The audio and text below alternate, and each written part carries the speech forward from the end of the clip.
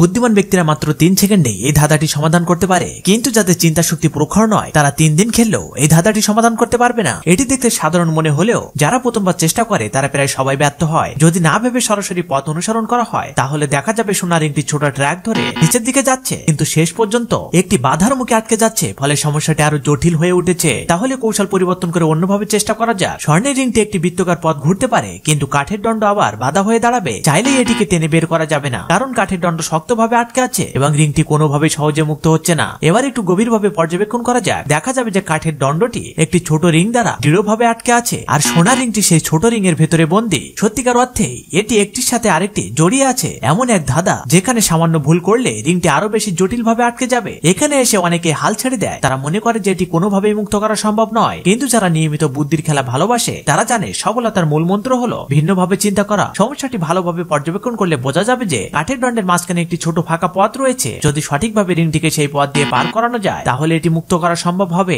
এবার মুক্তির খুব কাছাকাছি চলে এসেছে, কিন্তু ঠিক শেষ মুহূর্তে দেখা গেল আরেকটি ছোট রিং পথ আটকে দিয়েছে। এখানেই বেশিরভাগ মানুষ হতাশ হয়ে পড়ে এবং সম্পূর্ণ হাল ছেড়ে দেয়। কিন্তু একটু ধৈর্য ধরলে সমাধান সম্ভব। স্বর্ণের রিংটি একটু পিছিয়ে নিন এবং যেখানে ছোট ফাঁকা পথ রয়েছে সেখানে নিয়ে আসুন। রিংটিকে ধীরে ধীরে ভি আকৃতির ছোট রিং এর উপর তুলে দিন। এবার কাঠের দণ্ড যেখানে আটকে ছিল সেটিকে উল্টো দিকে ঘুরিয়ে দিন। অবশেষে সোনার রিংটি সম্পূর্ণ মুক্ত হয়ে যাবে। এখন কিছু লাইক সাবস্ক্রাইব পাওয়া যাবে কি?